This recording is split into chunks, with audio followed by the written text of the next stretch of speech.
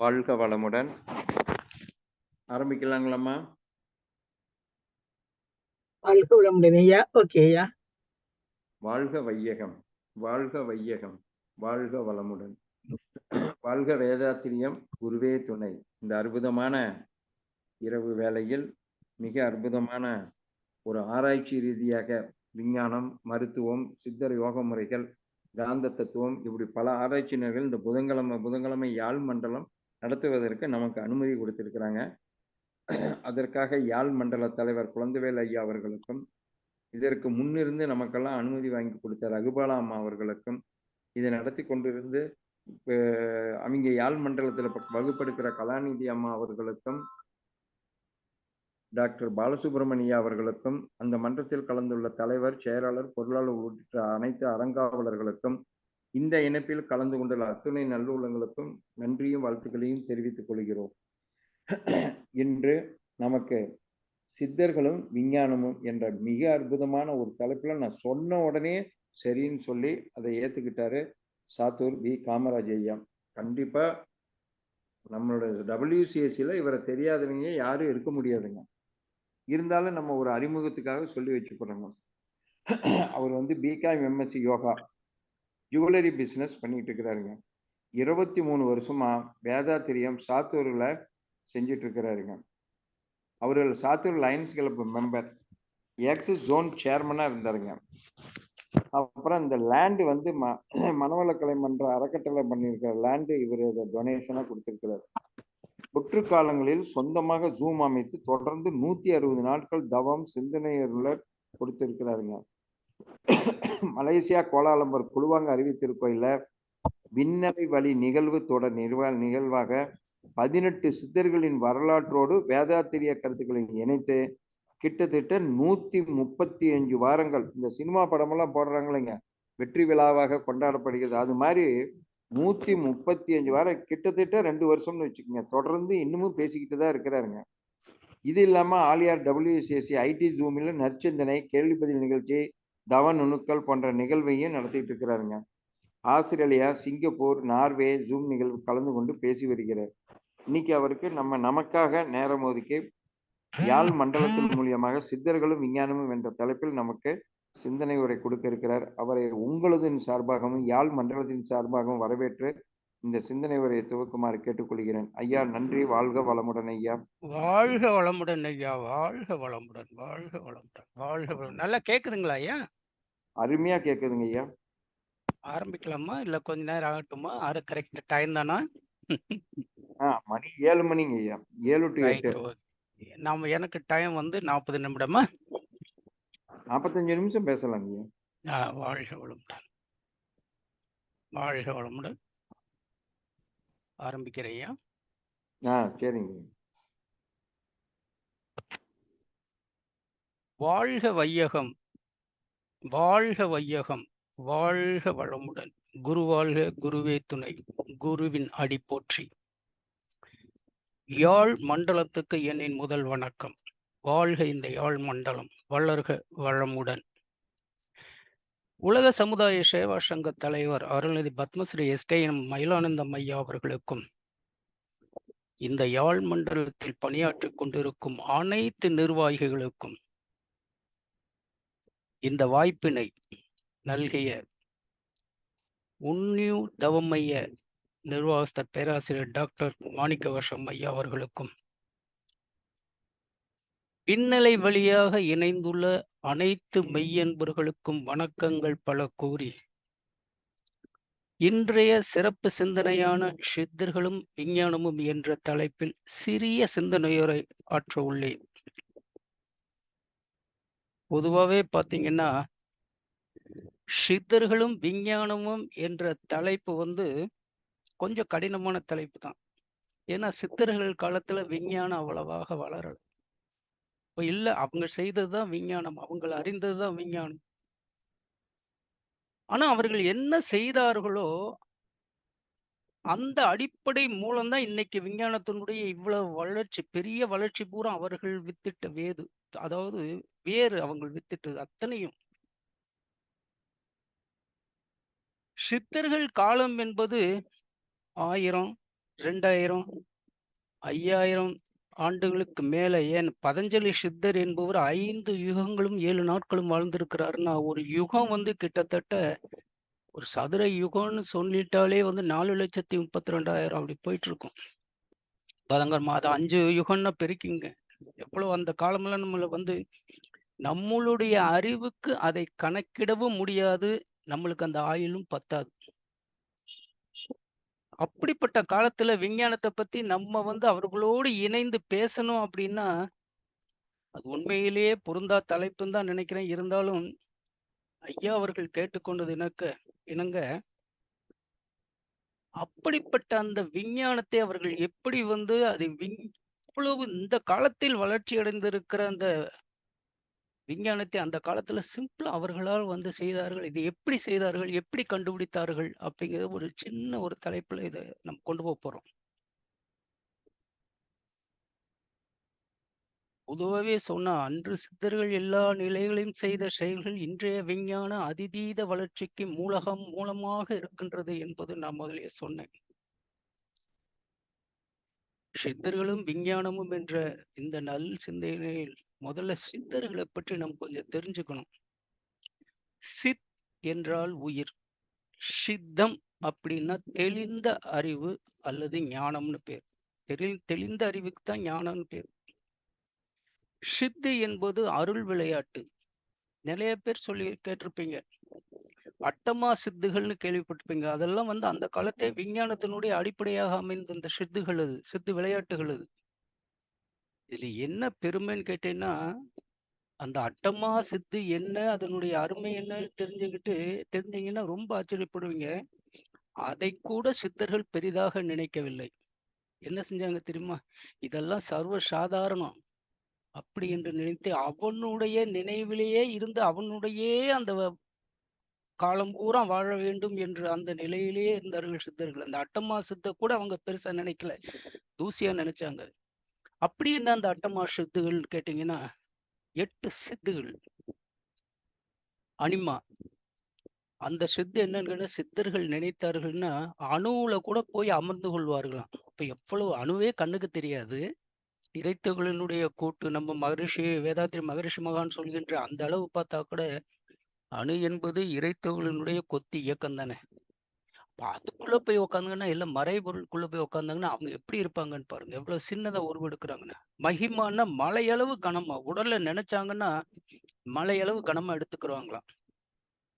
கரிமான்னா வானளவுல உயர்ந்து நிப்பாங்களாம் அவங்க. லகிமான்னா உடலை ரொம்ப லேசாக்கிருவாங்களாம் நினைத்தால். பிரார்த்திங்கிறது என்னன்னு கேட்டீங்கன்னா, என்ன நினைக்கிறார்களோ இறைநிலை அடைவதற்கும் சரி, மக்களுடைய துயரங்களை போக்குவதற்கும் என்ன நினைக்கிறாங்களோ அதை அப்போ உடனே அடைவாங்களாம். அப்படி அடைந்ததை பிறர் நலனுக்காக அது உபயோகிப்பார்களாம். அதை விட பெரிய சித்து என்னன்னு கேட்டீங்கன்னா, வசித்துவன் ஒரு சித்து இருக்கு. இத வந்து 5 வசியப்படுத்தக்கூடியது. அந்த 5 பௌதீக பிரிவுகளை தங்களுடைய கட்டுப்பாட்டிற்குள் கொண்டு வந்து விடாரு. கடைசியாது 8வது சித்து தான் ஈஷத்துவம்ங்கிறது. அது என்னன்னா, தன் கட்டுக்குள் வைத்திருக்கின்ற அந்த 5 பிரயோகிப்பது. அப்படிப்பட்ட சித்துகளை எல்லாம் வைத்திருந்தார் சித்தர்கள். இது பூரா அந்த விஞ்ஞானத்தின் அடிப்படையில் தானே. இன்னைக்கு விஞ்ஞானம் இதெல்லாம் செய்ய முடியுமா? நினைச்சும் பார்க்க முடியாது. ஆனா அந்த சித்துகள் அப்பவே செஞ்சு அந்த சித்தர்கள் வந்து அதுல ரொம்ப தேர்ச்சி பெற்று இருந்திருக்கிறார்கள். இப்படிப்பட்ட இந்த சிறப்பு வாய்ந்த சித்தர்கள், மகான்கள், யோகிகள், முனிவர்கள், ரிஷிகள், ராஜ ரிஷிகள், ஞானிகள் இவர்களிடமிருந்து முற்றிலும் வேறுபட்டவர்கள். சில பேர் கேட்பாங்க, சித்தர்கள்னா என்ன சார்? ரிஷி இருக்காங்க, மகான் இருக்கான், யோகி இருக்கான், நிறைய பேர் இருக்காங்க. என்ன சித்தர்கள் மட்டும் தனியா ஏன் இவ்வளவு தூரத்துக்கு பெருமை வாய்ந்து இருக்கிறார்கள்னா, அவங்க அதுல இருந்து அவங்க தனித்து இயங்குகிறாங்கன்னா காரணம் என்னன்னு கேட்டீங்கன்னா, எதை பத்தியும் கவலைப்பட மாட்டாங்க. அந்த இறைநிலை ஒன்றே மனதில் நினைத்து வாழ்ந்து கொண்டிருப்பவர்கள். அவர்கள் நிலை என்ன என்பதை சில சித்தர்கள் சொல்றாங்க பாருங்க. அடுத்த உணவுக்கு அக்கறை காட்ட மாட்டார்கள் சித்தர்கள். உணவு, உடை, உறைவிடம் தேடி எக்காலத்துக்கும் போக மாட்டார்கள். காற்றோ மழையோ, ஒளியோ இருளோ, மேடோ பள்ளமோ, வெயிலோ பனியோ இவைகளை பொருட்படுத்தவே மாட்டார்கள். எந்த நேரத்திலும் அந்த இறை நினைவோடு இருப்பவர்கள் சித்தர்கள். இறை சிந்தனையாகவே இருந்து கொண்டிருப்பவர்கள். அதைத்தான் பட்டினத்தார் அவர்களுடைய சித்தர்களுடைய நிலையை சொல்லும் போது, பேய் போல் திரிந்து பிணம்போல் கிடந்து இட்ட பிச்சையெல்லாம் நாய்போல் அறிந்து நரிபோல் உழன்று நல் மங்கையரை தாய்போல் கருதி தமர்போல் அனைவருக்கும் தாழ்மை சொல்லி செய்போல் இருப்பர் உண்மை ஞானம் தெளிந்தவர் என்பார். பேய் மாதிரி திரிவாங்களாம். எங்கேயாவது படுக்கணும்னு நினைச்சா நான் அவங்க மற்ற யோகிகள் முனிவர்கள் ரிஷிகள் மாதிரி வந்து அந்த இதுதான் ஒண்ணும் கிடையாது. எங்க நினைக்கிறாங்களா படுத்துருவாங்களாம். பிணம் போல் கிடந்துருவாங்களா படுக்கும்போது. அவங்களுக்குன்னு தனியா பாத்திரங்கள் எதுவுமே கிடையாது. 2 கையில பிச்சையை வாங்குவாங்க, நாய் போல் திம்பாங்களாம். அதான் பேய் போல் திரிந்து பிணம் போல் கிடந்து இட்ட பிச்சையெல்லாம் நாய் போல் அறிந்து நரி போல் இங்க பார்ப்பாங்க, இங்க இருப்பாங்க, திடீர்னு பார்த்தா எங்கேயோ நடந்து அவங்க போயிட்டே இருப்பாங்க. நல்மங்கையரை பார்த்தாங்கன்னா தாய் போல் கருதுவாங்களாம். அவங்களுக்கு தெரியுமா? எப்படி அவங்களுக்கு வந்து இந்த நல்ல மங்கையரை பெண்களை பார்த்தா தெரியுதுன்னு கேட்டீங்கன்னா, சித்தர்களினுடைய ஒரு பெரிய அம்சம் என்னன்னு கேட்டீங்கன்னா, மகரிஷி கூட அந்த அம்சம் நமக்கு கிடைக்கும் பாரு. எவனொருவன் வந்து குண்டலினி யோகத்தை தவறாமல் செய்து அதில் சித்தி பெறுகிறானோ, அவனுக்கு மற்றவர்களுடைய கருமையத்தை அறியக்கூடிய சக்தி வந்துவிடும் அப்படிம்பார் மகரிஷி. அந்த மாதிரி இவர்கள் யாராவது ஒரு நல் மங்கையரை பார்த்தாங்கன்னா, அவங்களுடைய கருமையத்தினுடைய அளவு தெரிஞ்சு எவ்வளவு பாவம், எவ்வளவு புண்ணியம், எவ்வளவு வேலை இதெல்லாம் பண்ணி அவங்கள வந்து தாய் போல் நினைப்பாங்களாம். தமர் போல் அனைவருக்கும் தாழ்மை சொல்லிக்கணும். மற்ற நல்லவங்களை பார்த்தாங்கன்னா சொந்தக்காரங்க மாதிரி விசாரிச்சு சிரிச்சு அப்படியே இது பண்ணிட்டு போவாங்களாம். மித்த நேரங்கள்ல அவங்க பக்கத்திலே மக்களிடமே நெருங்க மாட்டார்கள். அதே மாதிரி உடை கோவணம் உண்டு, உறங்கப்புறம் திண்ணை உண்டு, அருந்துணைக்கோ விடையேறும் ஈசன் திருநாமம் உண்டு. இந்த மேதினில் வடகோடு உயர்ந்தென்ன தென்கோடு தாழ்ந்தென்ன வான்பிறைக்கும்பார். ட்ரெஸ்ஸுன்னு எடுத்துட்டீங்கன்னா ஒரு கோவணம் இல்லைன்னா ஒரு துண்டு, அது கிழிஞ்சிருந்தாலும் அப்படியே கட்டிக்கிடுவாங்க. தூக்கம் வந்துருச்சு அப்படின்னாலே என்ன பண்ணுவாங்கன்னு கேட்டீங்கன்னா, எங்கேயோ திண்ண பாறை இருந்தா படுக்க ஆரம்பிச்சிருவாங்க.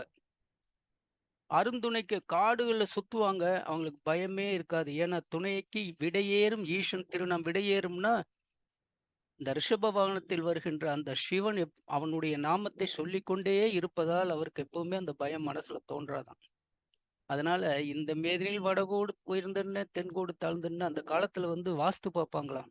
வானத்துல பார்ப்பாங்களாம். இந்த பிறை வந்து வடப்பக்கம் கொஞ்சம் உயர்ந்துருந்துச்சுன்னா செய்யக்கூடாது, தென்பக்கம் தாழ்ந்துதான் செய்யணும் அப்படின்னு சொல்லி. அதெல்லாம் அவர்களுக்கு கிடையாது. இதுதான் சித்தர்களுடைய. இப்படிப்பட்ட சித்தர்கள் வந்து எப்படி சிறப்பா இருக்கிறாங்கிறதையும் பார்க்கணும் இல்லையா? இது அவங்களுடைய குணங்களை பார்த்துட்டோம், அவங்களுடைய வாழ்க்கை முறையை பார்த்துட்டோம். உயிரை உணர்ந்து உயிருக்கு மூலமான இறைநிலை அறிந்து மனதை இணைத்து எப்போதும் பேரின்பத்தில் நிலைத்து நிற்பவர்கள் சித்தர்கள். நட்டத்தை தானேற்று நன்மையை பிறர் கழித்து இன்புற்றிருக்கும் ஈசன் நிலை அறிந்தோர் சித்தர்கள். இந்த 2 வரிகளும் மகரிஷி அவர்கள் சித்தர்களை பற்றி சொன்னது. ஜாதி சமய சடங்கு ஆச்சாரங்களுக்கு அப்பால் பட்டவர்கள். அண்டவெளியில் ஏற்படும் சலனங்களையும் சப்தங்களையும் அறியும் ஆற்றல் கொண்டவர்கள் சித்தர்கள். உடற்கூற்றை பிரித்து 96 தத்துவங்களை கண்டவர்கள் சித்தர்கள். விஞ்ஞானம் தோன்றா காலத்தே வானியல், வேதியியல், உயிரியல், பொறியியல், இயற்பியல் துறைகளில் சிறந்து விளங்கினார்கள் சித்தர்கள். இப்ப சித்தர்களை பத்தி தெரிஞ்சிட்டோம். ஏன்னா நமக்கு இருக்கின்ற காலம் வந்து ரொம்ப கம்மியான காலங்கிறதுனால எல்லாத்துலயுமே கொஞ்சம் சுருக்கமாக, ஆனா அதே நேரத்துல கொஞ்சம் விரிவாகத்தான் போக வேண்டியிருக்கு. காரணம் சித்தர்களை பத்தி நான் பேச ஆரம்பிச்சேன் அப்படின்னா நாட்கள் பத்தாது. இருந்தாலும் உங்களுக்கு வந்து ஒரு குறிப்பிட்ட சித்தர்களுடைய தன்மையும் உங்களுக்கு சிறப்பையும் கொடுத்துருக்கேன். இப்ப விஞ்ஞானத்தை பத்தி பேசுவோம். சயின்ஸ் என்பது என்ன? இயற்கையையும் இயற்கையின் செயல்பாடுகளையும் காரண காரியங்களுடன் பகுப்பாய்ந்து கொண்டு அதன் மூலம் அதனுடைய முடிவை அறிவது விஞ்ஞானம். விஞ்ஞானம் எப்பொழுதுமே மாறக்கூடியது. Science is a big dynamic factor அப்படிம்பாங்க விஞ்ஞானிகள். விஞ்ஞானம் எல்லா துறைகளையும் தன்னகத்தே கொண்டது. நம்ம சொன்ன மாதிரி இப்ப சொன்னோம் இல்லையா, உயிரியல், வானியல், இயற்பியல், ரசாயனம், மருத்துவியல், இப்படி இந்த எல்லா இதுலயும் விஞ்ஞானம் வந்து நல்ல பயங்கரமான இன்றைய நிலையில வந்து எவ்வளவு வளர்ச்சி பெற்றிருக்கிறது நமக்கு நல்லா தெரியும்.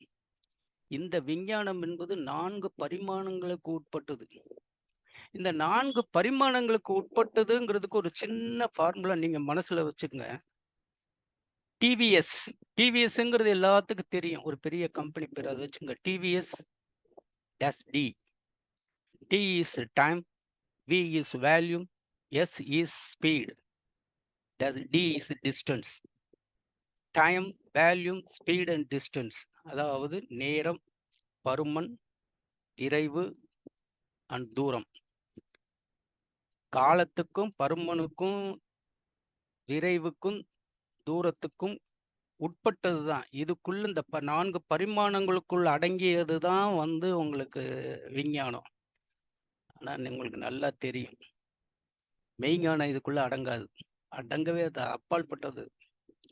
விஞ்ஞானி அப்படின்னா என்ன சொல்றாங்கன்னு கேட்டீங்கன்னா, பிரபஞ்ச தோற்ற பொருள்களை ஆராய்ந்து அதில் உண்டாகும் மாற்றங்களின் முடிவுகளை ஆராய்பவர்கள் விஞ்ஞானிகள். பிரபஞ்ச தோற்றம்னா எல்லாம் உட்பட்டது தானே, அதுல இருந்து தானே எல்லாமே வருது. அதான் மகரிஷி சிம்பிளா ஒரு ஈக்குவேஷன் சொல்லும்போது வின் பிளஸ் ஞானி விஞ்ஞானிம்பார். ஞானி அப்படின்னா யாரு? அறிவில் முழுமை பெற்று தெளிந்த அறிவு உடையவர்கள் ஞானிகள். அதனால விஞ்ஞானி, ஞானி இந்த 2 பேர் தான். அப்ப இந்த ஞானி என்ற நிலையில் சித்தர்களும், விஞ்ஞானி என்ற நிலத்தில் விஞ்ஞானமும் வருகிறது. இது 2 பத்தி தான் நம்ம பேச போறோம். ஆனா அந்த காலத்துல வந்து விஞ்ஞானம் தலைத்திருந்ததானே இல்ல. சித்தர்கள் வந்து அவர்கள் செய்த காரியங்கள் தான் அது ரொம்ப ஆச்சரியப்பட வைக்கும். அந்த காலத்துல சித்தர்கள் விஞ்ஞானத்தை எப்படி கையாண்டிருக்காங்கன்னு பாருங்க. மகரிஷி சொல்ற ஒரு வரிகள் பாருங்க. அஞ்ஞானம் அறிவினது ஆரம்ப நிலை, விஞ்ஞானம் அறிவினது வேக நிலை, மெய்ஞானம் அறிவதனின் பூரண நிலை, இஞ்ஞானம் மூன்றும் இயற்கையின் என்ன அலையாம். எப்படிப்பட்ட வார்த்தை பாருங்க. அஞ்ஞானம் அறிவினது ஆரம்ப நிலைன்னா இதுக்கு என்ன அர்த்தம்னு கேட்டீங்கன்னா, அஞ்ஞானம்னா உங்களுக்கு தெரியும், எதை பற்றி அறியாத நிலை. அப்ப அந்த எதை பற்றியும் அறியாத நிலையிலிருந்து ஒன்றை அறிய வேண்டும் என்று அவன் முயற்சிக்கும் பொழுது அங்கு அறிவு வந்து நிற்கிறது. அதனாலதான் அஞ்ஞானம் அறிவினது ஆரம்ப நிலை. அந்த அஞ்ஞானத்தை போக்குவதற்கு, அந்த இருளை போக்குவதற்கு அந்த அறிவு தான் முதல்ல அங்க வந்து நிக்குதான். அதனாலதான் அஞ்ஞானம் அறிவினது ஆரம்ப நிலை. விஞ்ஞானம் அறிவினது வேக நிலை. அந்த அறிவானது வந்த பின்னாடி அது அப்படியே நான் சொன்னேன், அது வந்து மாற்றங்களுக்கு உட்பட்டது அப்படின்னு சொல்லி. Science is a big dynamic factor அப்படின்னு சொல்றோம் இல்லையா, அது மாற்றங்களுக்கு உட்பட்டுட்டு வந்துகிட்டே இருக்கும், வேகமா வளர்ந்து கொண்டே இருக்கும் விஞ்ஞானம். அதனாலதான் மகரிஷி அந்த இடத்துல விஞ்ஞானம் அறிவினது வேக நிலைங்கிறார். அடுத்தது மெய்ஞானத்துக்கு என்ன போற, அறிவதனின் பூரணநிலை. எப்பொழுது அந்த அறிவானது பூரண நிலை அடைகிறதோ அப்போது அது மெய்ஞானத்தை தொடுகிறது, மெய்ஞானத்தில் வந்து நிற்கிறதுங்கிறாரு மகரிஷி. இந்த அஞ்ஞானமும் விஞ்ஞானமும் மெய்ஞானமும் இந்த 3 இஞ்ஞானங்களும் சேர்ந்து இயற்கையின் என்ன அலையாம் பாரு. இந்த பாடல்லாம் நீங்க பார்த்தீங்கன்னா, திருமூலர் திருமந்திரத்தினுடைய பாடலினுடைய அமைப்பு அப்படியே ஒத்து ஒரு சில கவிதைகள் இன்னும் நிறைய இருக்கு. நான் வந்து திருமூலரை பத்தி கிட்டத்தட்ட 3 மாசம் பேசியிருக்கேன் மலேசியால. ஆரம்பத்துல 3 வருஷம் ஆச்சு. அவருடைய கவிகள்லாம் பார்த்தீங்க அப்படின்னா, இது அதான் அப்படியே ஒத்து வரும் பாருங்க. அஞ்ஞானம், விஞ்ஞானம், மெய்ஞானம், விஞ்ஞானம் இதே மாரி தான் வரும். அறிவினது அறிவினது அறிவதனின் அப்படிதான் வரும் திருமூலர்ல. அதனால இதெல்லாம் படிப்பதற்கு, மனதில் வந்து பதித்துக் கொள்வதற்கு மிகவும் எளிமையாக இருக்கும். விஞ்ஞானம் என்பது உருபொருள் பற்றி ஆராய்வது. மெய்ஞானம் என்பது மறைபொருள் பற்றி ஆராய்வது. மறைபொருள் என்னங்க? இறை, உயிர், மனம். இது 3 மறைபொருள். இதை பற்றி ஆராய்ந்து இதை பற்றி தெரிந்து கொள்ள வேண்டும் என்றால், இந்த மறைபொருளான இறை, உயிர், மனம் இந்த 3ஐயும் பற்றி நாம் தெரிந்து கொள்ள வேண்டும் என்றால் அது மெய்ஞானத்துக்கு போகிறது. அதே இது நம் கண்ணில் காண்கின்ற அத்தனை பொருள்களை பற்றி நாம் ஆராய்ச்சி செய்ய வேண்டும், அதன் முடிவுகளை அறிய வேண்டும் என்றால் அது விஞ்ஞானத்துக்கு போகிறது. இன்று விஞ்ஞானம் செய்யும் அற்புதங்களையும் அதிசயங்களையும் சித்தர்கள் 1000, 2000, 5000 ஆண்டுகளுக்கு முன்பே தேர்ச்சி பெற்று செய்துள்ளார்கள். எப்படி? அப்படிங்கிறத நம்ம சிம்பிளா பார்க்க போறோம். மகரிஷி சொல்ற வைர வரிகள், மாணிக்க வரிகள் கூட சொல்லலாம் இந்த இத. எப்படி அந்த காலத்துல விஞ்ஞானம் இல்லாத காலத்துல அந்த அடிப்படை தத்துவத்துக்கு அவங்களுக்கு வந்திருக்கு சித்தர்களுக்கு அப்படின்னா, சித்தர்கள் ஆழ்ந்த தியானத்தில் மனதை ஒடுக்கி, அண்டத்தை மனதில் கண்டு, உணர்ந்து பிண்டத்தை ஆராய்ந்தார்கள். தவத்துல உட்கார்ந்துருவாங்களாம். தவத்துல உட்கார்ந்துகிட்டு அப்படியே அந்த நிலைக்கு வந்துட்டாங்க அப்படின்னா, ஆழ்ந்த நிலைக்கு, உயர் உணர்வு நிலைம்பாங்க சில மகான்கள். அந்த நிலைக்கு வந்துட்டாங்கன்னா, அண்டத்துல இருக்கிறத அப்படியே பார்த்து, அந்த அண்டத்துல இருக்கிறத அப்படியே பார்த்து, நம்மளுடைய பிண்டத்த ஆராய்வாங்களாம். உடம்ப ஆராய்வாங்களாம். அதே போல அதே நிலையிலிருந்து பிண்டத்தை நேரில் கண்டு, பிண்டம் அவர்கள் தானே, சித்தர்களும் பிண்டம் தானே, மனிதர்கள் எல்லாமே பிண்டம் தானே. அந்த பிண்டத்தில் நேரில் கண்டுன்னா, அவர்களிடம் இருக்கிற அந்த பிண்டத்தை நேரில் கண்டு, அந்த ஆழ்ந்த தியானத்தில் அண்டத்தை ஆராய்வார்களாம். எப்படிப்பட்ட சக்தி பாருங்க. அதனாலதான் சொன்னாரு மகரிஷி, அண்டமும் பிண்டமும் ஒன்றே என்றார். இன்னொன்னு சித்தர்களுடைய வாக்கு இது. இத்தகைய தியான வழியில இன்றைய விஞ்ஞானம், அறிவு அதிசயங்களை அன்றே கண்டிருக்கின்றனர் சித்தர்கள். உதாரணத்துக்கு ஒரு 3 உதாரணம் நம்ம எடுக்க போறோம். எப்படி சித்தர்கள் அந்த நிலையை அறிந்தார்கள்ங்கிறதுக்கு அனுபவபூர்வமாகவும், தியானத்தின் மூலமாக கண்டறிந்த சில உண்மைகளை நான் உங்களுக்கு இப்ப சொல்லப் போறேன். இன்றைய விஞ்ஞான கருவிகள், ஸ்கேனுன்னு வச்சுக்கங்களேன், ஒரு கருவி இருக்கு இல்லையா? இன்னைக்கு எவ்வளவு டெவலப் ஆயிருக்கு, எவ்வளவு அட்வான்ஸா இருக்கு இன்னைக்கு ஸ்கேன் எல்லாம். அறிந்து சொல்லும் ஆற்றல் பெற்றவை அவை. அது போன்ற விஞ்ஞான கருவிகள் அந்த காலத்துல கிடையாது. அப்படி இல்லாத நேரத்தில் அந்த ஸ்கேன் இப்பொழுது என்னென்ன பார்க்கிறதோ அதை பூரா 2000, 5000, 3000 ஆண்டுகளுக்கு முன்னாடி சித்தர்கள் அதை அப்படியே வர்ணிச்சிருக்கிறாங்க. எப்படி? இன்னைக்கு இருக்கிற ஒரு கர்ப்பிணி பெண்ணுன்னு வச்சுங்களேன், அந்த பெண்ணுடைய என்ன பண்ணுவாங்க, எப்பொழுது கருத்தரித்ததோ அப்போது கன்ஃபார்ம் ஆனதுல இருந்து அந்த பிள்ளைய ஸ்கேன்ல பார்த்துக்கிட்டே வருவாங்க.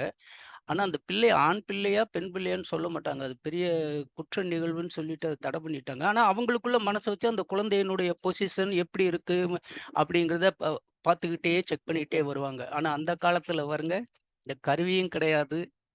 யாரும் சித்தர்கள் போய் எங்கன்னு கணவன தவிர கைய வயித்துல வைக்கவும் முடியாது. அதுக்குன்னு தனியா ஆட்கள், பெண்கள் இருந்தாங்க. ஏன்னா எல்லாமே வீட்ல தான் பிரசவம் நடக்கும் அந்த காலத்துல. யாரும் சாமானியமா தொட முடியாது. தொட்டும் பார்க்க முடியாது. அப்படி இருந்த காலத்துல இந்த சித்தர்கள் எப்படி இதை வர்ணித்தார்கள்? பாடுகள் முதல் மாசம் இப்படி இருக்கும், 2வது மாசம் அப்படி இருக்கும், 3வது மாசம் இப்படி இருக்கும், 4வது மாசம் இப்படி இருக்கும்னு சொல்லி எப்படி அவர்கள் அதை அறிந்தார்கள்ங்கிறது தான் நமக்கு அப்படியே அதிசயமான ஒன்று. அதைத்தான் நம்ம எளிமையாக, விவரமாக பார்க்க போறோம். முதல்ல சித்தர்களுடைய அந்த பாடலை பார்ப்போம் நம்ம. கருத்தரித்திட்ட 10ஆம் நாள் திரண்டுருண்டு கண்டுபோல் முளைத்து. எப்பொழுது கருத்தரிக்குதோ, முதல்ல பாடலை பாடிட்டு அப்புறம் விளக்கம் கொடுப்போம். கருத்திட்ட 10ஆம் நாள், தரித்திட்ட 10ஆம் நாள் திரண்டு உருண்டு கண்டுபோல் முளைத்து, கருதும் 15ஆம் தினத்திலே முட்டை போல் காணும் அக்கரு மிதந்தே. எப்படி கொண்டு போறாரு பாருங்க. உருதரு முதல் திங்கள் கம்பமாம், இருமதியில் உற்ற தலை முதுகு முகமாம், ஓதும் 3ஆம் திங்கள் செங்கையும் பாதங்கள் உரு விரல்கள் அறையும் உண்டாம், திருத்தும் 4ஆம் திங்கள் மூக்கு முக உருவமாம், செய்ய 5ஆம் திங்கள் செவிநாவு கண்களாம், செப்பும் 6ஆம் திங்கள் சேர்ந்திடும் நகங்கள் உண்டாம், விஞ்சிய 7ஆம் திங்கள் மயிர் நரம்பு என்புடன் விளைந்திடும் சடமோடுதான் மேவிடும் சலம் மலம் தங்கு தாதுக்களும் விளைந்து மூச்சு உண்டாகுமே. எஞ்சிய 8ஆம் திங்கள், அது பாருங்க, தாயுண்ட சாரங்கள் யாவும் முளையான கதிர்போல் ஏய்ந்தெருவி பாய்ந்தே கபாலத்தின் வழியாக இளிய வக்குளவி வளரும். எஞ்சிய 8ஆம் திங்கள் எப்படி போடுறார் பாருங்க. எஞ்சிய 8ஆம் திங்கள், தாயுண்ட சாரங்கள் யாவும் மூளையான கதிர்போல் ஏய்ந்தெருவி பாய்ந்தே கபாலத்தின் வழியாக இழிய வக்குளவி வளரும். கொஞ்ச உருவோ 9ஆம் திங்கள், அறிவுமேல் கொடுபிறவி தோன்றலை குறித்து இருகரம் கூப்பி அருள்தாவென தவம் கொண்டே இருந்து பிரியும். பாருங்க, ஒரு ஆணும் பெண்ணும் சேர்ந்து கருத்தரிச்சிட்டாங்கன்னா, கருத்தரித்துட்டுனா 10 நாள்ல அது ஒரு நூல்கண்டு மாதிரி திரண்டு உருண்டு நூல்கண்டு மாதிரி இருக்குமா அது. 15ஆம் நாள் அதே நூல்கண்டு நீளமா காணும். ஒரு முட்டை மாதிரி கொஞ்சம் நீண்டு முதல்ல உருண்டை மாதிரி ஒரு நூல் கொண்ட திரண்டு உருண்டு இருக்கும். கருதும் 15ஆம் தினத்திலே முட்டை போல் காணும், முட்டை மாதிரி காணும் மிதந்தே அப்படிங்கிற அந்த தண்ணியில மிதக்குமா உள்ள. உரு தரு முதல் திங்கம். உருன்னா உருவம், முதல்ல எடுத்தோன்னே உருவம் ஆரம்பிக்கிறது முதல் மாதம். இருமதியில் 2வது மாதத்தில் உற்ற தலை முதுகு முகமாம். அது பாருங்க, மகரிஷி ஒரு இடத்துல விளக்குவாரு. நீங்க 2 இப்படி சுழிச்சு அப்படி ஒரு கொண்டு வந்து போடுறீங்க பாத்தீங்களா, கீழே ஒரு கோடு மேல ஒரு சுழி. அந்த ஒரு சுழி, அந்த சுழி வந்து முகமா, அந்த இப்படி வர்ற இது 2ல வந்து முதுகா. எப்படி போடுறாரு பாருங்க, முதுகு முகமா. ஓதும் 3ஆம் திங்கள் சொல்லப்படும் 3வது மாதம் செங்கையும் கைகள் பாதங்கள் கால்கள் விரல்கள் அதெல்லாம் உருவாகி அறையும் உண்டா அப்படின்னா, அந்த 3 போடுறீங்களா, மேல இப்படி சுழிச்சு அப்படி கொண்டு வந்து நடுவுல ஒரு கோடு போட்டு அதே மாதிரி மேல இருக்கிற மாதிரியே நம்ம 3 வரைகிறோம் இல்லையா. அப்ப அது வரையும் போது என்ன பண்ணுன்னு கேட்டீங்கன்னா, மேல அதுல வந்து அறையும் உண்டான், மேல ஒரு அறை கீழே ஒரு அறை. கீழே இருக்கிற அறைகள் பூரா என்ன ஆகுது உங்களுக்குன்னா, அந்த வயிற்று பகுதிகள் பூரா உண்டாகுது. மேல் பகுதிகள் பூரா இருதயம் அது இது. அதை அப்படியே பிரிச்சு எழுதுறாரு பாருங்க. ஓதும் 3ஆம் திங்கள் செங்கையும் பாதங்கள். அந்த இப்படி சுழிக்கும் போது அந்த இது கை காலு, கீழே கால் வந்துரும், மேல கை வந்துரும் அந்த சுழி. அப்படி அதை நினைச்சு பாருங்க, மனசுல பதிஞ்சிச்சுன்னா இந்த இந்த வரிகள் உங்களுக்கு மறக்காது. திருத்தும் 4ஆம் திங்கள். அந்த 4வது மாசம்தான் அந்த உருவம் வந்து லேசா திருந்தி நிக்குமா. திருத்தும் 4ஆம் திங்கள் 4 போடுறீங்களே, இப்படி 4 போட்டு இப்படி இப்படி இழுக்குறீங்க பாரு, மூக்கு மாதிரி இழுக்குறீங்க பாரு. அதனாலதான் அந்த திருத்தும் 4ஆம் திங்கள் மூக்கு முக உருவமாம். அந்த மூக்கு வந்து அந்த உருவம் வருமா.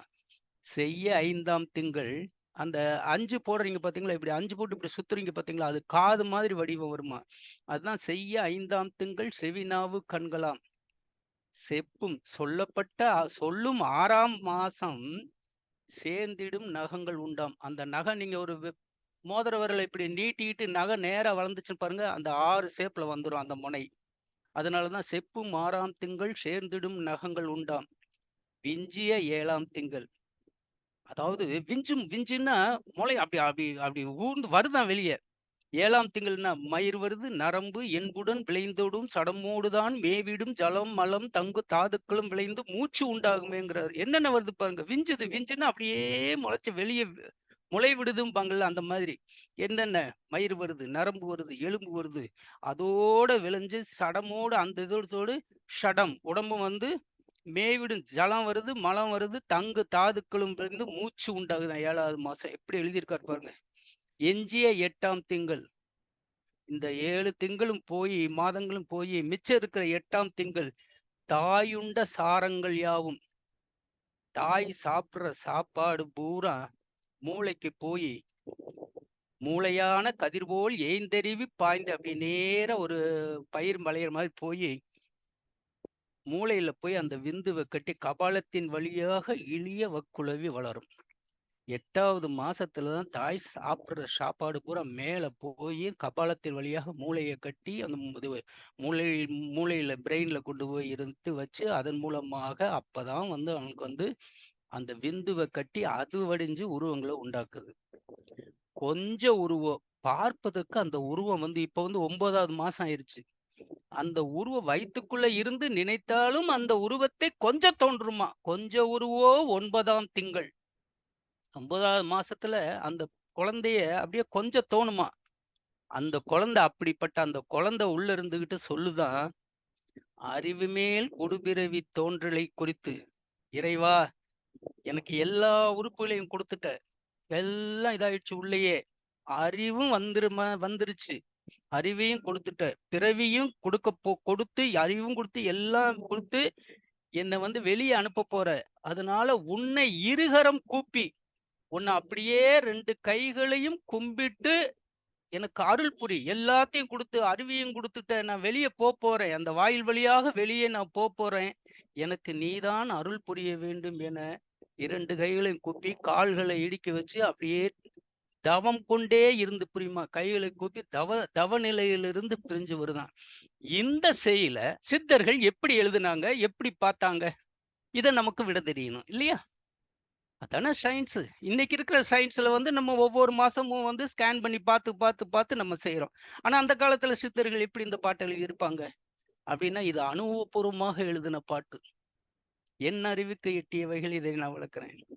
அந்த காலத்துல என்னன்னு கேட்டீங்கன்னா, கர்ப்பிணி பெண்கள் இருக்காங்க இல்லையா, அவங்கள் இறந்து விட்டார்களானால் அவங்களை அப்படியே புதைக்க மாட்டாங்களாம். வயித்தை கீறி அந்த குழந்தைய எடுத்து பக்கத்துல வச்சுதான் புதைப்பாங்களாம். ஏன்னா சுமையோடு அந்த பிள்ளை வந்து அந்த அந்த கர்ப்பிணி பெண்ணை அந்த குழந்தை இருக்கிற அந்த வயிற்றோடு சுமையோடு அதை இது பண்ண அந்த குடும்பத்துக்கு ஆகாதான். நிறைய பேர் பார்த்தீங்கன்னா, இந்த மாதிரி கர்ப்பிணி பெண்ணு வந்து இறந்து அவளை புதைத்தால் அந்த வீட்டுக்கு வந்து பாவங்கள் சேரும் என்பதற்காக என்ன பண்ணுவாங்களாம், அந்த இறந்த பின்னாடி அந்த பாவங்களை குறைப்பதற்காக புண்ணியம் தேடுவாங்களாம். எப்படி புண்ணியம் தேடுவாங்களாம், அந்த கிராமத்து காலத்துல அந்த கிராமத்துல வந்து அந்த கிராமத்தினுடைய வெளிப்புறம் அந்த அவுட்டர்ல என்ன பண்ணுவாங்கன்னா, காடுகளுக்கு போய் தான் விறகு அது இதுன்னு சொல்லி தன் வாழ்க்கையை நடத்துவதற்கு பெண்கள் உள்ள போய் புல்லு அறுத்து கொண்டு வருவது, அடுப்பெரிக்க விறகு கொண்டு வருது. அப்படி காட்டுக்குள்ள போய் அந்த விறகு புல்கட்டு ஏதாவது தலையில வச்சு நடந்தே வரும்போது தலை ரொம்ப வலிக்குமா. திடீர்னு அதை வந்து இறக்கி வச்சாங்கன்னு வைங்களேன், திருப்பி தூக்கி வைக்க ஆள் இருக்காது, தூக்கவும் முடியாது இவங்கனால. அதனால என்ன பண்ணுவாங்கன்னு கேட்டீங்க அப்படின்னா, நல்லா கவனிங்க. அவங்க வந்து உடனே என்ன பண்ணுவாங்க, எல்லா நிலையிலையும் இருந்து அப்படியே அவங்க வந்து பார்த்துக்கிட்டே இருந்தவுடனே, ஐயோ இறக்கி வச்சா இங்க நம்மளுக்கு தூக்குறதுக்கு ஆள் இருக்காதேன்னு சொல்லி அவங்க என்ன செய்வாங்கன்னா, அப்படியே பார்ப்பாங்க. அந்த நேரத்துல ஒண்ணும் செய்ய முடியாது, வலியோட தான் வீட்டுக்கு வரணும், அந்த சுமையோட வீட்டுக்கு கஷ்டப்பட்டு வரணும். அதனால இந்த கர்ப்பிணி பெண் இறந்தவர்கள் அவங்க குடும்பங்கள் என்ன செய்வாங்களாம், சுமை தாங்கி கல்லுன்னு சொல்லி அந்த ஊர் எல்லையில நட்டு வச்சிருப்பாங்களாம். அப்படி அந்த ஊர் எல்லையில நட்டு வச்சிருக்கும்போது இவங்க என்ன பண்ணுவாங்க, கரெக்டா அவங்க தலைக்கு நேர்ந்த உயரம் இருக்கும். அதான் சுமை தாங்கி. இன்றைக்கு சுமை தாங்கி பார்க்குற அளவுக்கு தெரியுமா இன்றைய சமூகத்துக்கு, இன்றைய இளைஞர்களுக்கு இன்றைய காலத்தில் சுமை தாங்கி தெரியுமா என்பது தெரியவில்லை. அந்த இடத்துல அப்படியே இறக்கி வச்சு அப்படியே கொஞ்ச நேரம் நின்னுட்டு ஆசுவாசப்படுத்திட்டு அப்படி திருப்பி அதை அப்படியே தூக்கி ஈஷா தலையில வச்சுட்டு வருவாங்களாம். அப்படிப்பட்ட நிலை. இதுல என்னன்னு கேட்டீங்க அப்படின்னா, நல்லா கவனிச்சு பாருங்க. கர்ப்பிணி பெண்ணு அந்த கிராமங்களில் இறந்து விட்டால் வயித்தை அறுத்து அந்த குழந்தையை எடுத்து பக்கத்துல தான் வச்சு அதை அடக்கம் செய்வாங்களாம். அப்படி அடக்கம் செய்து கொண்டிருக்கும் பொழுது என்ன அப்ப அது வந்து அனுபவம் தானே. எல்லா நேரத்திலயும் 1 மாசத்தில் கர்ப்பிணியா இறந்திருக்கலாம், 2 மாசம் இறந்திருக்கலாம், 3 மாசம், இப்படி வரிசையா இறந்து வரும்போது அந்த வயித்தை கிள்ளும்போது 1 மாசத்தில் அந்த குழந்தை எப்படி இருந்தது, 2 மாசத்துல எப்படி இருந்தது, 3 மாசத்துல எப்படி இருந்தது, ஒரு அனுபவ ரீதியாக அந்த மகான்கள் வந்து அதை அப்படியே செஞ்சு இதன் மூலம்தான் இந்த பாடலை எழுதியிருப்பார்கள் அனுபவபூர்வமாக என்பது புரியுதுங்களா? இப்போ இது மாதிரி நிறைய காரியங்கள் சித்தர்களுடைய அனுபவங்கள்ல வந்து இது மாதிரி நிறைய காரியம்.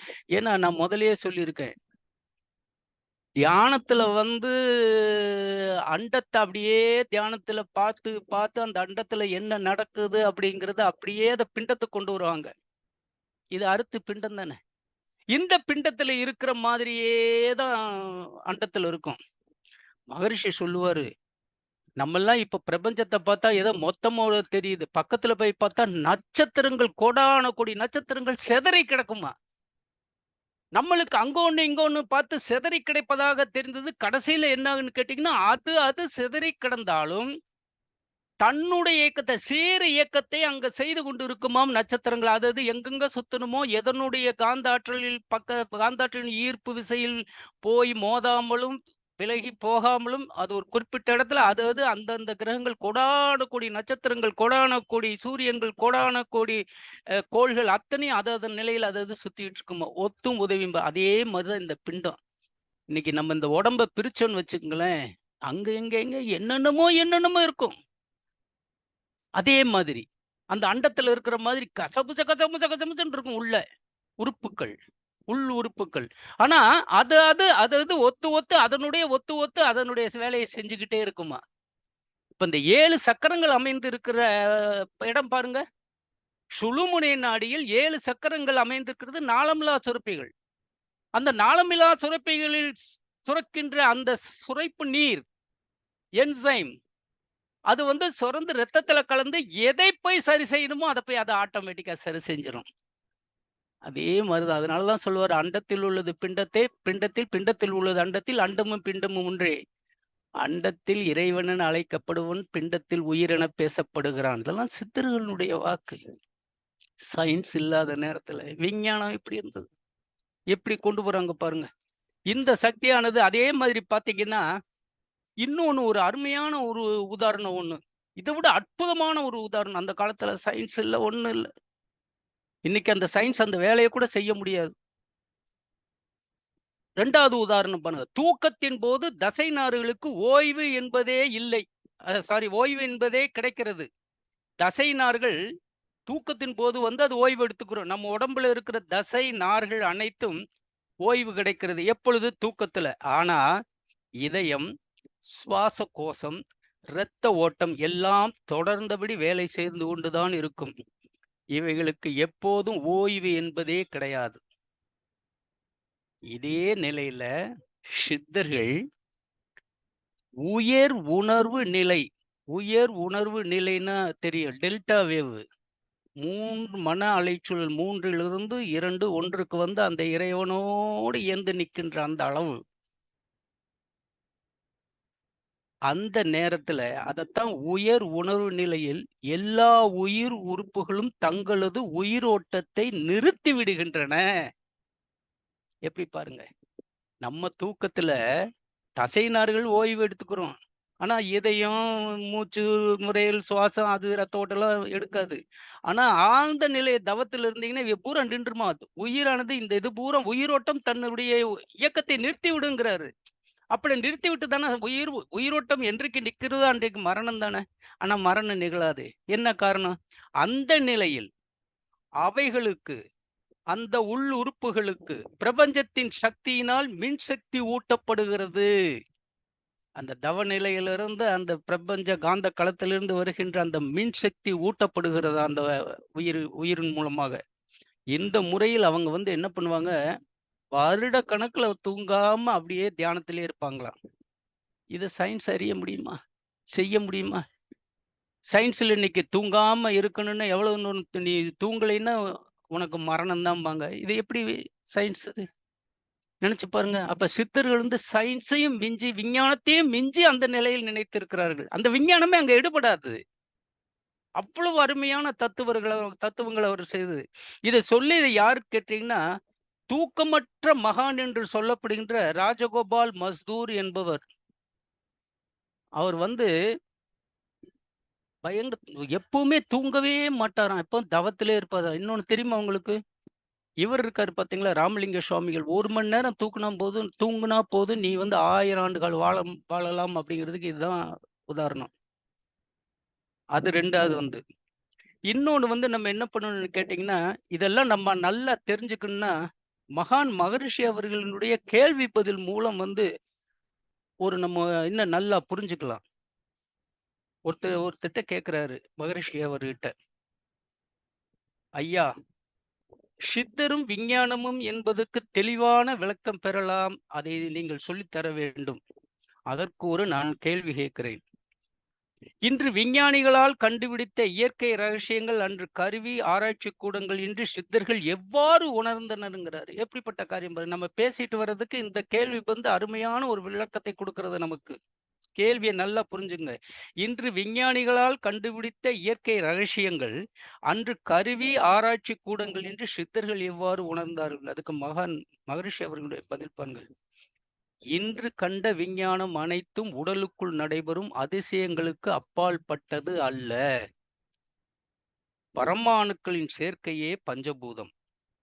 4 பூதங்களோடு முதல் பூதமாகிய விண் இணைந்து சுழலும் போதுதான் உணர்ச்சி நிலை பெற்று உயிர் இயங்க ஆரம்பிக்கிறது.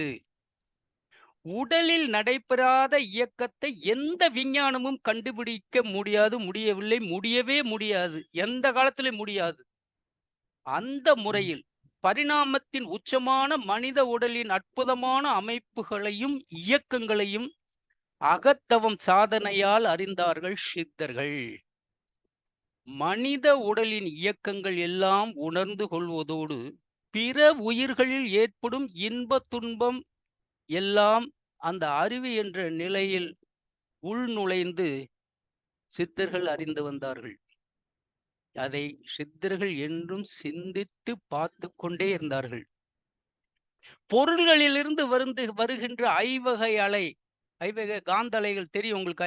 ஐவகையான அலைகள், ஊடுருவுதல், பாய்தல், எதிர்த்தல், ஊடாடல், அந்த மாதிரி 5 வகை அலை இயக்கங்கள் தன்மையை சித்தர்கள் அந்த காலத்திலேயே அறிஞ்சு வச்சு, இன்றைக்கு இந்த விஞ்ஞானம் சொல்லுகின்ற அந்த ஐவகை அலை இயக்கங்களை அன்றே சித்தர்கள் அறிந்திருந்தார்கள். இந்த அலை பருப்பொருளில் மோதும் போது அழுத்தம், ஒளி, சுவை, மனம், அதுவே மனித உடலில் புலன்கடந்த நிலையில் மனமாக மலர்ச்சி பெறுகிறது. அந்த காந்த அளவு 5 வகை அலை இயக்கங்கள் இருக்கு பாத்தீங்களா? அந்த அலை இயக்கம் ஒரு பொருள்ல மோதும் போதே உங்களுக்கு இந்த மாதிரி அழுத்தம், ஒளி, சுவை, மனம் வருது. அதுவே மனித உடலில் புலன் கடந்த நிலையில் மனமாக மலர்ச்சி பெறுகிறதுங்கிறாரு. இதை சித்தர்கள் தங்கள் தவ வலிமையால் உணர்ந்தார்கள். அந்த விரிந்த மனநிலையிலேயே பிரபஞ்ச உற்பத்தி ரகசியம் எல்லாம் அவர்கள் உள்ளத்திலே நிறைந்து இருக்கும்.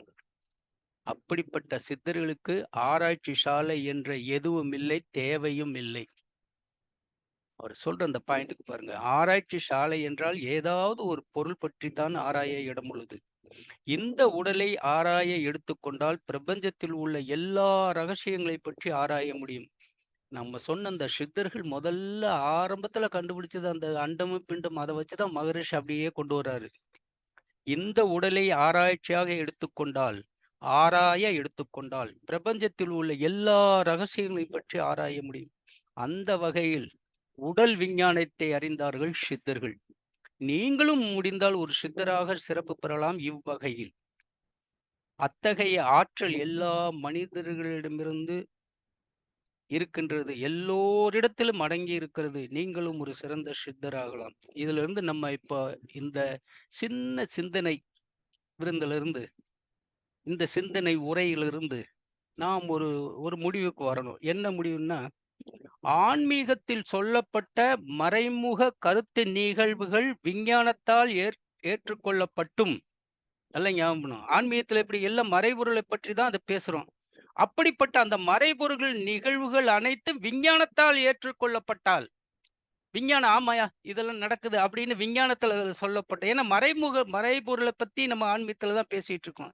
அப்படி அந்த ஆன்மீகத்தில் சொல்லப்பட்ட மறைமுக கருத்துக்கள் நிகழ்வுகள் அனைத்தும் விஞ்ஞானத்தால் ஏற்றுக்கொள்ளப்பட்டும், விஞ்ஞானத்தால் நிரூபிக்கப்பட்ட பருப்பொருளின் தன்மையை ஆன்மீகத்தால் அங்கீகரிக்கப்பட்டும் இருக்கின்ற நிலைதான் உண்மையான ஒப்புக்கொள்ளக்கூடிய நிலை. இதத்தான் அந்த காலத்துல சயின்டிஸ்ட்ல என்ன சொன்னாங்கன்னா, இப்படிப்பட்ட முடிவுகளே மனித வாழ்க்கையை அழிவிலிருந்து காப்பாற்றி வாழ்க்கை நோக்கத்துக்கு அழைத்து செல்லும். ஏன்னா விஞ்ஞானத்தை கண்டுபிடிச்சுக்கிட்டே போனதுனாலதான் இன்னைக்கு மனித குலத்தையே அழிக்கக்கூடிய அணுகுண்டு தயாரிக்கப்பட்டு இருக்கிறது. மகரிஷி சொல்லுவாரு, இந்த உலகத்தை அழிக்கிறதுக்கு 6 அணுகுண்டு போதுங்க, அப்படிப்பட்ட இது இருக்கும்பாங்க. அப்ப அந்த அணுகுண்டு தயாரிப்பவன் எப்பொழுது ஆன்மீகத்தில் நாட்டம் கொள்கின்றானோ அப்பொழுது அந்த அறநெறி வாழ்க்கையினுடைய தத்துவத்தை அவன் அறியும் பொழுது, இதை மனித நோக்கத்தில் உள்ள அவனுடைய மனித வாழ்க்கைக்காக, வளத்திற்காக பயன்படுத்துமே தவிர அழிவுக்காக பயன்படுத்தக்கூடாது என்ற உள்ளம் அந்த ஆன்மீக வளருனால்தான், நாட்டத்தால் தான் அது வெளிவரும். அதனாலதான் அவங்க என்ன சொல்றாங்கன்னா, விஞ்ஞானங்கள் ரொம்ப முன்னேறினாலும் அதுல கொஞ்சம் ஆன்மீகம் இருக்கணும்பாங்க. அதே மாதிரி ஆன்மீகம் ரொம்ப வளர்ந்தாலும், ரொம்ப உச்ச நிலையை தொட்டாலும் அதில் விஞ்ஞானத்தினுடைய அம்சம் இருக்கணும்பாங்க. ஏன்னா ஆன்மீகத்தின் உச்சநிலை விஞ்ஞானத்தினுடைய அம்சம் இல்லாமல் சென்று கொண்டே இருந்தால் அது மூட நம்பிக்கை வழிவகுத்து அதையும் மனுஷனை அழித்து விடும், முன்னேற விடாது மூட நம்பிக்கை. அதனாலதான் 2 வரும்பொழுதுதான் ஐன்ஸ்டீன் என்பவர் ஒரு பெரிய விஞ்ஞானி என்ன சொல்லுவாருன்னா, "The religion without science is blind. The science without religion is lame." ஆன்மீகமில்லா விஞ்ஞானம் நொண்டி, விஞ்ஞானமில்லா ஆன்மீகம் குருடு. இந்த மாதிரி மனசுல வச்சுத்தான் நம்ம என்ன பண்ணணும், 2யும் நம்ம சீரா கொண்டு போகணும். அதுக்கு தான் விவேகானந்தர் ஒரே ஒரு வழி சொன்னார். ஒரு கையில் கடவுளை பிடித்துக்கொள், மறு கையில் கடமையை பிடித்துக்கொள். கடவுளை நம்பி கடமையை விட்டு விடாதே, கடமையை நம்பி கடவுளை விட்டு விடாதே. எப்படிப்பட்ட வார்த்தை! 2யும் சீரா கொண்டு போனதுதான் நம்ம வாழ்க்கை நல்லா இருக்கும். ஒரு நாட்டினுடைய மன்னன்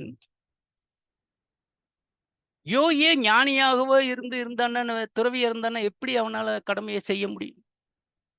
அதே நேரத்துல அந்த ஆன்மீகத்தில் நாட்டமில்லாத ஒரு அரசன், அதில் நம்பிக்கை இல்லாதவன் என்ன பண்ணணும், ஆட்சி செய்யும் பொழுது கொடுங்கோலனாக மாறிவிட்டு தன்னுடைய நாட்டு மக்களுக்கு துன்பம் புரிய ஆரம்பித்து விடுவான்.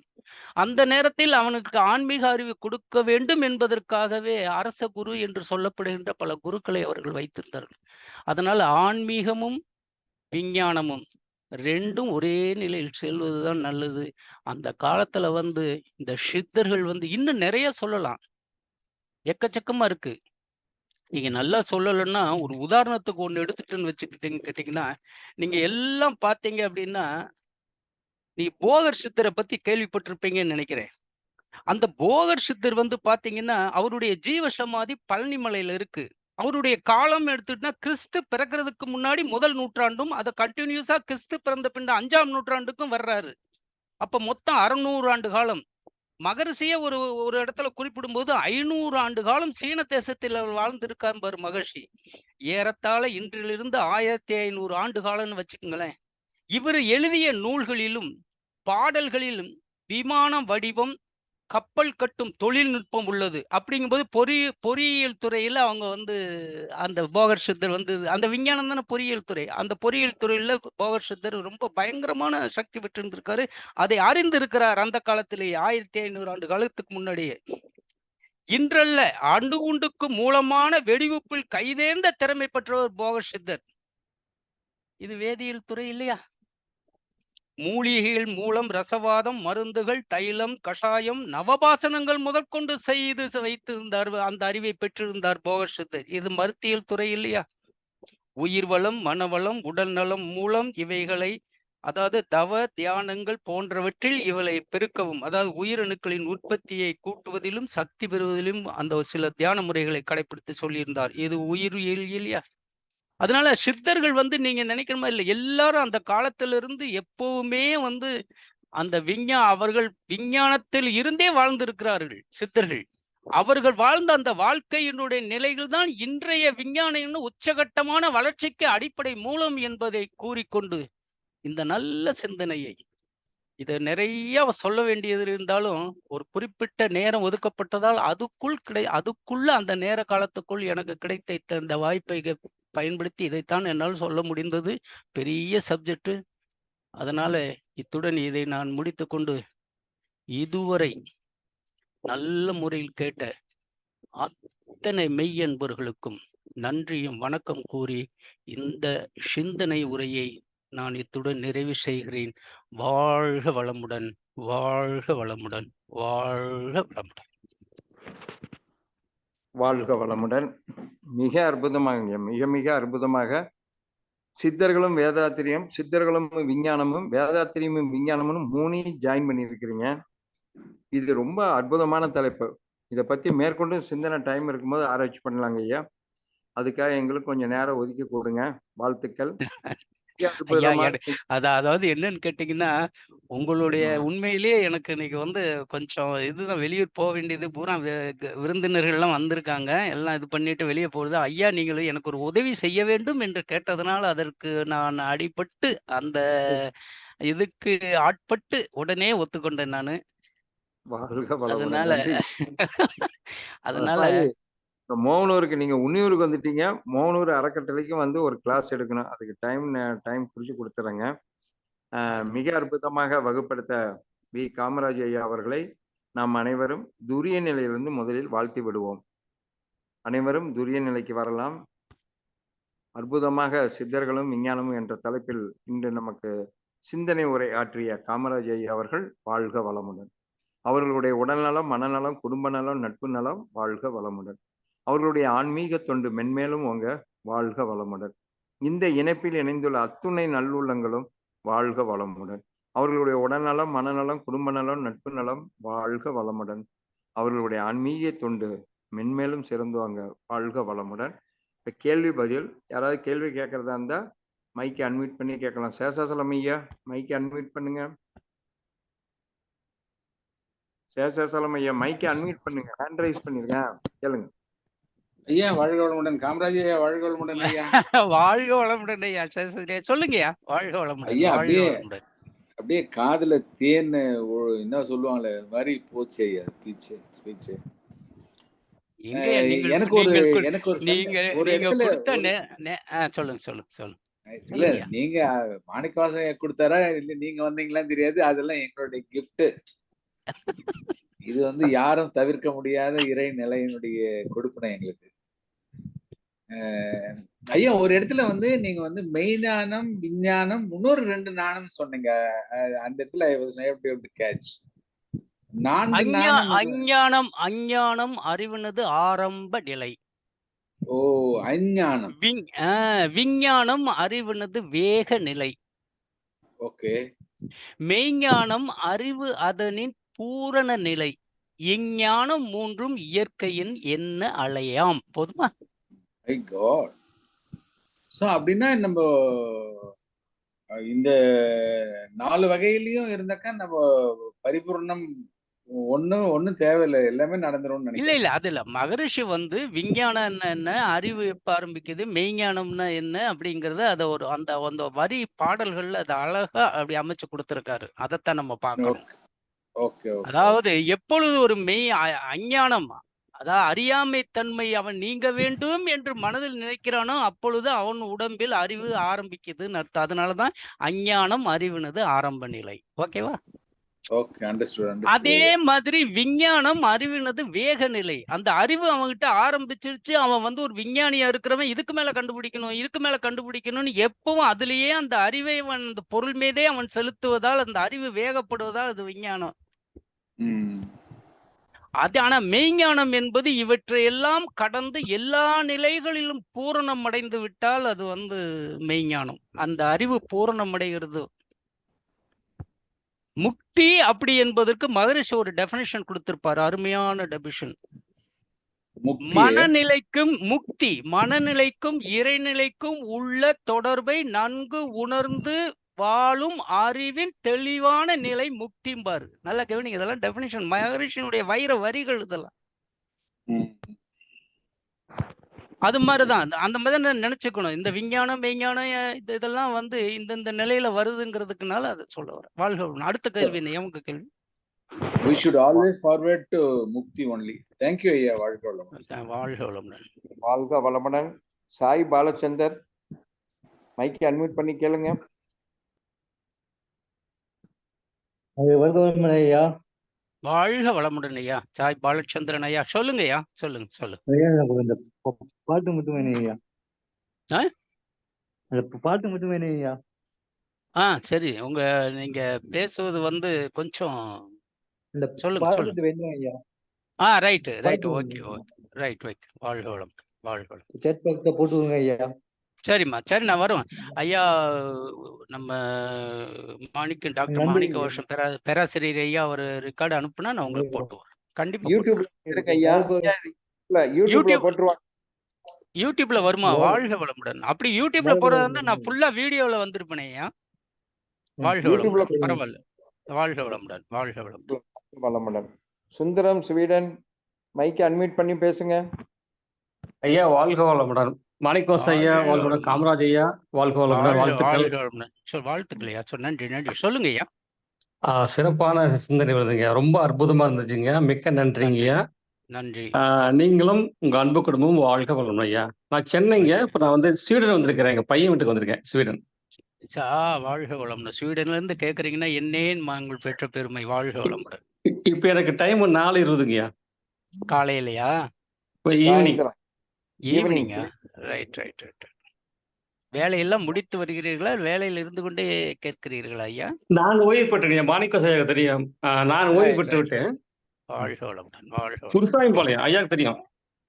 தெரியுங்க ஐயா. வாழ்க வளமுடன், வாழ்க வளமுடன். நன்றிங்க. வாழ்த்துக்கள், வாழ்த்துக்கள். வாழ்க வளமுடன். வெள்ளியங்கிரி ஐயா, மைக் அன்மியூட் பண்ணி பேசுங்க. வெள்ளியங்கிரி ஐயா, மைக் அன்மியூட் பண்ணுங்க.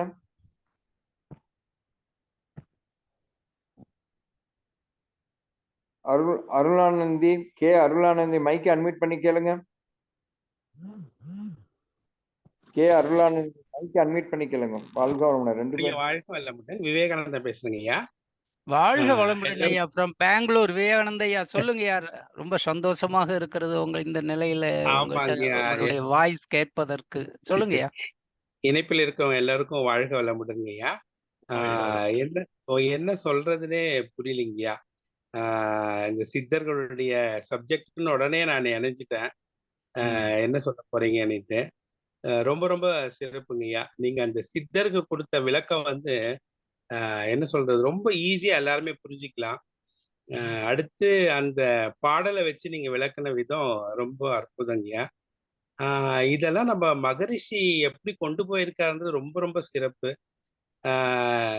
ஏதோ நம்ம யோகா பண்றோம், மனவளக்கலையில இருக்கோன்ற இல்லாம நம்மளுடைய மகரிஷியே ஒரு சித்தர் தானுங்கய்யா. கண்டிப்பா கண்டிப்பா சித்தர். நான் ஏற்கனவே ஒரு ஆழியார்ல பேசியிருக்கேன். அவரும் ஒரு சித்தரு அப்படின்னு சொல்லி எதனாலங்கிற காரணமும் சொல்லியிருக்கேன். நீங்க அதுல பார்த்தா தெரியும். ஆழியார்ல அந்த இதுல இருக்கு யூடியூப்ல. ஆமாங்கய்யா. நம்ம இந்த கலியுக காலத்துல இப்படி ஒரு குரு நமக்கு கிடைச்சிருக்கிறது எல்லாருமே ரொம்ப புண்ணியம் பண்ணியிருக்கிறோம். அது மட்டும் இல்லாம எங்க கூட நீங்க கிடைச்சிருக்கிறது எங்களுக்கு ஒரு பெரிய பாக்கியங்கய்யா. ஐயா நீங்கள் கிடைப்பது தானே எங்களுக்கு பாக்கியம். நீங்க இல்லைன்னா நான் யார்கிட்ட போய் சொல்ல முடியும்? நீங்கள் தானே என்ன ஆரம்பத்துல சொல்லியிருக்கேன். நீங்கள் தான் எங்களுடைய ஒரு இதை வந்து தூண்டுறீங்க. தூண்டுகோல் நீங்க தானே ஐயா. ஆமாங்க. இல்ல, மகரிஷிய எந்த லெவலுக்கு நீங்க எல்லாம் கொண்டு போறீங்கன்றது ரொம்ப சிறப்புங்க. மகரிஷி என்ன சொல்றாருன்னா, அவர் இருக்கிறதே தெரியாதுங்க. அந்த அளவுக்கு இருக்கிறவரை இந்த மாதிரி எல்லாம் ஆராய்ச்சி பண்ணி பண்ணி பண்ணி பண்ணி நீங்க கொண்டு போகும்போது பாமர மக்கள் எல்லாருக்குமே நம்ம மகரிஷி பத்தி எந்த அளவுக்கு உயர்ந்திருக்காருன்னு ரொம்ப தெரிவிக்கிறது ரொம்ப சிறப்புங்க. ரொம்ப ரொம்ப சிறப்பு. மகரிஷி வந்து பெரிய சித்தருங்க. நம்மளுடைய மகரிஷி என்ன சொல்றதுன்னே தெரியல. அந்த அளவுக்கு நீங்க அவரை கொண்டு வந்து எங்களுக்கு விளக்குறது அதை விட சிறப்புங்க. அதாவது ஒத்தது ஈர்க்கும்ங்கிற ஒரு இது தெரியல உங்களுக்கு, அந்த வாக்கு சித்தர்கள் வாக்கு. அதே மாதிரிதான் மகரிஷி வந்து ஒரு சித்தரா இருக்க போய்தான் மகரிஷினுடைய துரிய தவத்துல வந்து போகர் சித்தர் வந்திருக்காரு. அது அந்த போகர் சித்தருடைய நிலை எப்படி வந்தாருங்கிறதா நான் வந்து இந்த 5-6 வாரமா நான் மலேசியா வேதாத்திர ஷட் சங்கத்துல நான் அதை சொல்லிட்டு இருக்கேன். இன்னும் முடிவடையல. வர்ற ஞாயிற்றுக்கிழமை 6வது பாகம் இந்த சித்தர்களை பத்தி. ரொம்ப நன்றிங்க ஐயா. வாழ்க வளமுடன். ஒரு புகழ் வாழ்க வளமுடன் ஐயா. வாழ்க வளமுடன். வாழ்த்துக்கள் அனைவருக்கும் நன்றி. லீலா சுந்தர் மைக்கை அன்மியூட் பண்ணி பேசுங்க. வாழ்க வளமுடன் ஐயா. வாழ்க வளமுடன் அம்மா. சொல்லுங்கம்மா லீலா சுந்தர் அம்மா. அருமை ஐயா. மனசுல இருந்த இவ்வளவு நாளா இருந்த எப்படி கேட்கறதுன்னு நினைச்சுக்கிட்டே இருந்தேங்க. இன்னைக்கு எனக்கு வந்து விட கிடைச்சிருச்சுங்க ஐயா. ரொம்ப ரொம்ப சந்தோஷம். ரொம்ப நன்றிங்க ஐயா. நீங்க பெரும் பங்கு சேர்க்கிறீங்க ஐயா சுவாமிஜியோட இது தத்துவத்துக்கு, வேதாத்திரியத்துக்கு. அத எங்களுக்கெல்லாம் ரொம்ப சந்தோஷமா இருக்கு கேட்க. எனக்கு ஒரு நல்ல வாய்ப்பு கிடைச்சது இன்னைக்கு. அதாங்க சொல்லணுங்க ஐயா. நன்றிங்க ஐயா. உங்க தொண்டு இன்னும் நிறைய சிறக்கணுங்க ஐயா. நன்றி. இந்த வாய்ப்பு கொடுத்ததுக்கு ரொம்ப நன்றிங்க ஐயா. வாழ்க வளமுடன். நன்றிங்க. வளமுடன். வாழ்க வளமுடன். வேற யாராவது கேள்வி இருந்தா கேட்கலாம். வாழ்த்துக்கள், நன்றி. வாழ்க வளமுடன். உலக நல வாழ்த்து யாராவது பாடுறது இருந்தா ஹேண்ட் ரைஸ் பண்ணலாம். உலக நல வாழ்த்து. கேசவன் ஏ மைக் அன்மியூட் பண்ணுங்க. கேசவன் ஏ. வாழ்க வளமுடன் ஐயா. வாழ்க வளமுடன் கேசவன் ஐயா. சொல்லுங்க ஐயா. ஐயா வந்து இந்த மாதிரி பிரபஞ்சத்தை பத்தி புத்தகம் ஏதோ சஜஸ்ட் பண்ணுவீங்களா ஐயா? இல்லையா சொன்னீங்கன்னா இந்த நான் போனல அதாவது அண்டவியலாரின் அற்புத சக்திகள்னு சொல்லி பிரபஞ்சத்தை வந்து நம்ம மகரிஷியினுடைய அந்த கருத்துக்களோட சேர்ந்து நான் ஆழியாறுல 2 வருஷத்துக்கு முன்னாடி பேசின அந்த இது இருக்கு. நீங்க யூடியூப்ல போய் பாருங்க. அண்டவியலாரின் அற்புத சக்திகள் அப்படின்னு சொல்லிட்டு ஒரு ஸ்பீச் கொடுத்துருக்கேன். அதுல சரிங்க இருக்கு. சரிங்க சரிங்க கண்டிப்பாயா. நன்றி வாழ்க மிக்க நன்றியா. வாழ்க